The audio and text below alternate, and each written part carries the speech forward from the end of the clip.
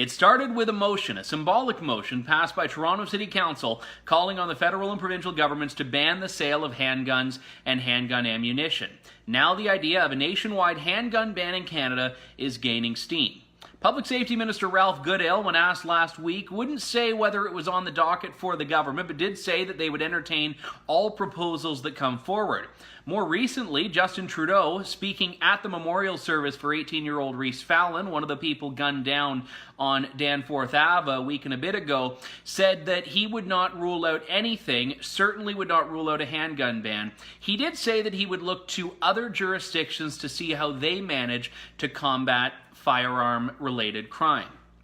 Now, this gets me a little bit nervous because we know that Justin Trudeau's government has an anti-gun agenda. We've seen this through their legislative track record. We've also seen it through their public statements and their opposition to very common-sense firearms measures that were put forward by the previous Conservative government. And any time they talk about looking to other countries, we should be very concerned that they're going to cite Australia. Australia is a country that pro-gun control advocates, that anti-gun people love to hold up as an example, because former Prime Minister John Howard, who was actually Conservative, initiated a nationwide gun ban in Australia. Gun control advocates love to say that this was effective.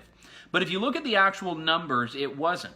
In fact, there was a report in Australia's The Age that said as much. They looked at year-over-year crime, gun-related offenses, and gun-related violent crime, and found that after the gun ban, Australians were armed more than they ever had been when guns were legal and available in Australia. So it's nothing to do with Australia being an isolated example because it's on an island. It just simply didn't work. Illegal firearms flooded across into the country more than legal firearms ever had. And we know that the people that manage to get their hands on firearms illegally offer a lot more of a problematic ownership than those who get their guns legally. If Justin Trudeau wants to take a look at gun ownership around the world, look at nations like Israel, where people use firearms very regularly for self-defense without violent crime being an issue. Or Switzerland, where there are rifles in pretty much every household and gun crime that is violent is virtually non-existent.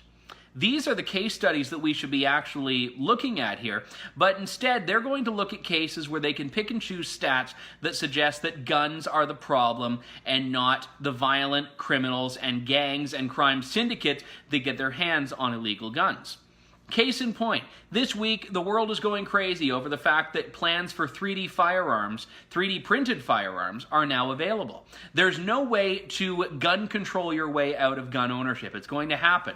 What a government needs to do is set up an infrastructure and a framework that doesn't penalize the legal gun owners. That's where the solution in Canada lies. We're doing a lot of the work now, but common sense is the answer, not what the Liberals are passing off. For the True North Initiative, I'm Andrew Lawton.